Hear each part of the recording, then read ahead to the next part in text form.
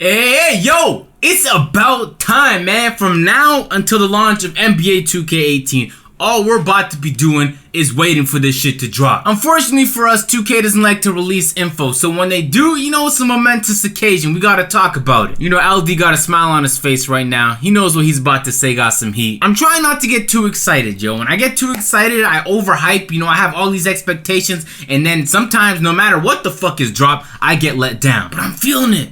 I'm feeling it a little bit, man. So if you guys remember last year in the finale of 2K TV, Ronnie thought he was some sort of jokester. Ronnie swore up and down that he had some type of jokes to tell. There's 74 levels, and he actually could dunk for you if you get tired of playing with real humans.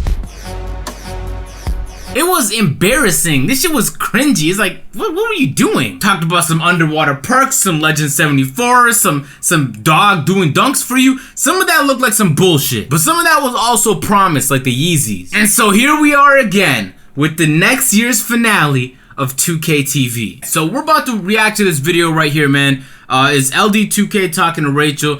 And this is supposed to be probably the only thing we're gonna hear until Gamescom, which is, I don't know, in August. I don't know when they're gonna host the shit this year. So let's get this shit going, man. Bang. And now joining me is Chris Manning to talk 2K18, probably our most anticipated segment of the entire season. Of course. I think so. Yo. 2K18's in the air, people are excited, and we might have some... Pause. Did y'all know Shaq can shoot threes now? This shit was crazy when I seen it. Yo, I was kicking back watching some videos earlier today. There's a channel called Home Team Hoops who uploaded a video. Shaq was playing with him, and man was banging threes, yelling Steph. Anyway. Steph Curry. The black Steph Curry.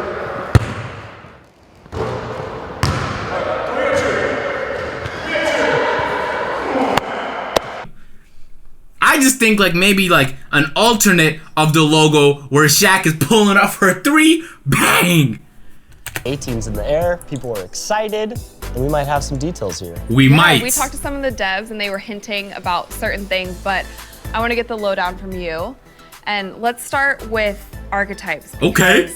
The devs mentioned that there'll be a strong focus again in next year's game. Like I said. Absolutely. I think one of the things that were so special about Archetypes, to have these different play styles was something that in the tournament, you really saw these players playing these different roles, and it really made the game more competitive.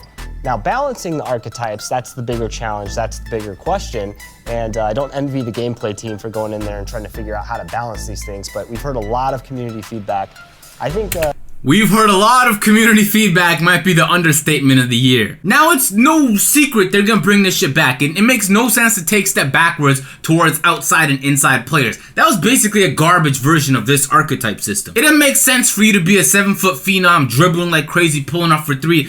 That's Kevin Durant, but like, this is not fun. Everyone's gonna have the same player. Archetype system is dope. We've all been saying that. Actually, maybe not everybody. Some of y'all hate the system. I don't know why. I'm glad it's coming back. I hope it's more in depth like NBA Live has secondary archetypes now. Bring in tertiary archetypes. Let there be an entire fucking system, a tree, like an RPG, like a true RPG that you can branch out of and expand your player. That's that shit. Now, if they did some shit like that, I might have to fuck around and play some single player, because that'd definitely be worth playing, man. Let's get back to this shit though. we're in a good spot in terms of where we're heading down the road with archetypes. And speaking of community feedback, we've heard a lot about shooting. Yes. Mike Wang mentioned a little bit about what's going to be changing with shooting next year. Yeah, so shooting's something that the community has been talking about all year long. I think ever since the introduction of green releases, a lot of fans have a lot of different kind of feedback about that. I think they've kind of learned to use it as a crutch. Like if I learn my release and I think the bar is filled up, I should make that shot 100% of the time. Which makes 1000% logical sense, by the way. I'm just saying. But we were seeing a lot of really high shooting percentages, high 60s, high 70s, even some of the high 80s and 90s in Pro-Am. I think when we start going forward into 2K18, I'm really glad that the producers are looking towards what made shooting fun and realistic in previous games. Because there has been a lot of, you know, differences in game by game and how shooting works. But I'm really excited to see what they come up with in 2K18. Don't make it realistic. This is a fucking basketball game. In real life, Stephen Curry misses wide open threes. But if I have Stephen Curry and I do a good release and this shit misses, I'm gonna lose my mind. Don't try and make this game realistic. 70%, 80% from the floor, it's gonna happen. And if you try and make it realistic, you will be gutting the skills gap so that everybody can play just like everybody else, regardless of how good they are. For a person that's talking a lot about competitive and competition, and they showed a lot of clips from the Road to the All-Star game shit, it seems very weird the way they're attacking this shit. Because I'm telling you right now, if they try and reduce the shooting percentage to 50 or even 40 on good releases, especially because Mike Wang put out a poll and asked on a good release wide open, what percentage? What is the percentage on an all white? And people voted the absolute highest, because when people are open and they release the ball well, of course, hey man, this might make sense logically. They're trying to be rewarded for it. I think we're going to see a lot of improvements there with shooting. Okay, Chris, what about my team? My team? Well, my team is returning to NBA 2K18. Oh, no shit. And to make sure that I still keep my job, I can't go into too many details, but one thing I've been seeing a lot of the community asking for is more competitiveness infused into my team, more esports infused into my team. Okay. I think that's something we might see this year. My career. Yo, every year my team drops, they come out with like some statement saying it's gonna be more competitive than ever. And like, I don't know, at least for me, I haven't been playing it much in 2K17, but I played it a lot in previous 2Ks. Where they at though? On a side note, doesn't Rachel look a lot happier right now? Remember throwback last year, Ronnie 2K interview, she looked miserable. She talking to LD right now. Is probably one of so our many most popular smiles modes, and every year it just gets better and better and more intricate. True. Can we go any further than we did in 2K17? Well, here's the thing, Rachel.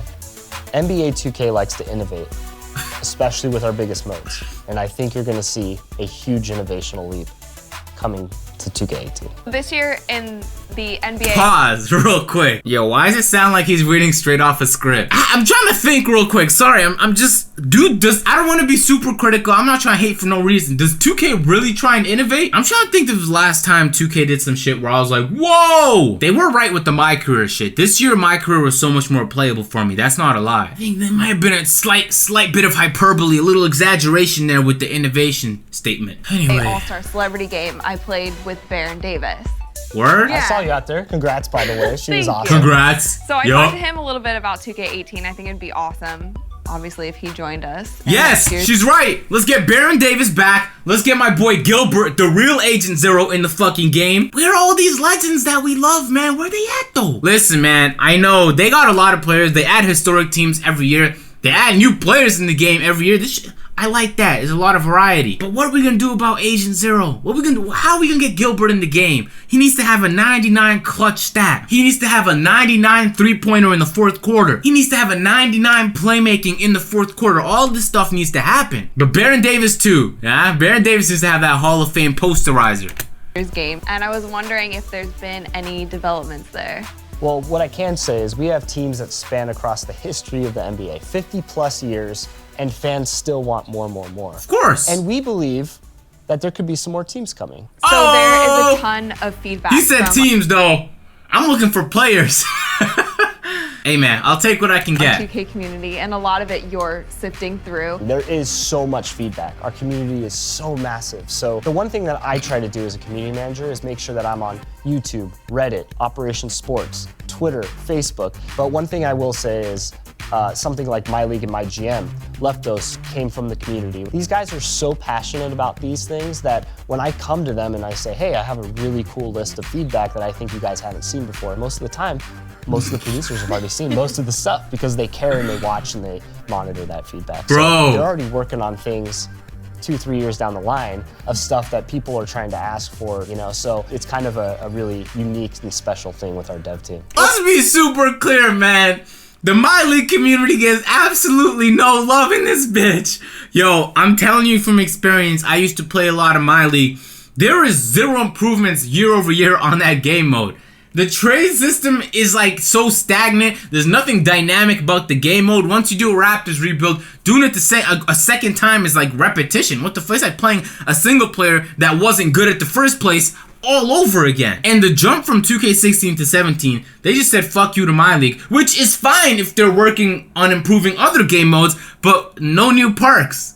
We got Park After Dark, which we played 3 times. So I don't know where all that effort went, but I know they're listening to the community. I know they see the shit, but the community is saying 1,000 different fucking things. I'm saying something. I like the archetype system. Joe Schmo's gonna say he hates the archetype system. Come up to me, he's gonna try and tell you it's super difficult to shoot in the game. I'm here saying, just like everybody else who plays the game at least a decent amount, it's super easy to shoot in the game. I'm so curious what type of feedback they're gonna take, because I made a video on this in the past. I'm gonna leave a card, because if they don't do ranked parks and unranked parks, I don't know how they're gonna try and appease the come-ups while also making sure that the competitive people are cool, and then making sure the people down the middle have somewhere they can play where they can enjoy themselves. I don't know how they're gonna reach that balance. It's a difficult thing to do. There's a lot of people telling them a lot of different things. Like, everybody watching this video is not gonna agree with the way that I see NBA 2K, the way that I want it to move going forward. But they don't have to. But hey man, they're gonna have to go somewhere with it, and I don't think there's really a way, unless you divide the groups, to really make everybody happy, because what they want, I don't want, and vice versa. But let's get back to this. Thank you, Chris. I know that our viewers will be super stoked to hear those little tidbits. Thank you for having me on 2K TV all season. It's been a really fun season. And I'm super stoked to announce that 2K TV will be back in 2K18. Oh, what a surprise, guys. Yo, guys, real quick, do you see how happy she looks right now? Do you see how a giant smile? Listen up, people. We're not getting 2K info for a minute. I'm almost certain, because I made the same prediction last year and I was right. We're not hearing about 2K18 until August, where I think that's when Gamescom drops. They change around the dates, sometimes on the second week, whatever. But whenever that event drops is when you're going to start seeing some tidbits on Twitter. That's the next time you're going to hear 2K info, unless they switch stuff up, because the last few years, the way they've been doing it seems like it's about the way they're going to do it this year, because they completely shunned E3, and the next big event is going to be Gamescom. I think the only thing in between we might see is like pre-order bundle bonuses. Like, oh, pre-order now and you do this. Which, by the way, real quick, I want to point something out. I've been trying to rack my brain why they're trying to get us to pre-order a game before they give us any info about the game. That's a little bit of a backwards way of thinking. In a lot of industries, that's completely retarded. Like, nobody's gonna pre-order, where's my Fitbit? Where's that shit at? I don't know where my Fitbit is, but no one's gonna pre-order the next Fitbit if you don't tell me what the features of it are. Who's gonna do that? But I was watching this video about the gaming industry, and here's what the fuck I learned. If you pre-order the game now, literally the earlier you do it, 2K uses that money and invests it into a series of bonds, stock. I try not to do a lot of math ever in life, but sometimes you're in class and you gotta learn some shit like this. And so when they invest it, they use that money, they grow that money, so the earlier they get it, the more money they're gonna end up making off of it. And then eventually they use that to like create new IPs or invest in the ones that they're already building. So the earlier you invest in NBA 2K, the more money they make down the line, because they would have already used your money to make more money in the market. Anyway, it has nothing to do with anything. I just thought it was a really cool piece of info that I feel like not a lot of people know, and I think people will be interested in. Y'all learn some new shit every day, man. Sometimes you just on YouTube and you start binge watching. You don't know where the fuck you're headed on YouTube sometimes. You're just watching more and more videos of some channel you just seen. And then you have to get into deep zone of YouTube where you're like, I don't know how I ended up here. And then you learn some shit and you're like, oh, this was well worth it. That's what happened like a couple weeks ago to me. Anyway, I'm gonna catch y'all later, man. If you enjoyed, drop a like, subscribe if you guys are new and you want to see more NBA 2K17 content. I'm gonna catch y'all later. I'm out. Peace.